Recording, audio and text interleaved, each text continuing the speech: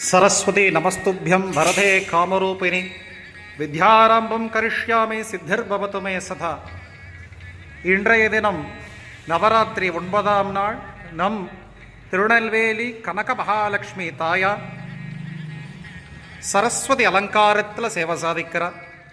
வெண்பட்டு சாத்திண்டு, சர்வாபரணங்கள் சாத்திண்டு, கைகளில் வீணை வாசிப்பது போல் ஒரு அற்புதமான அலங்காரம் நம் தாயாருக்கு இன்று சாத்தப்பட்டிருக்கிறது. அவசியம் எல்லாரும் சேவிச்சுக்கோங்க.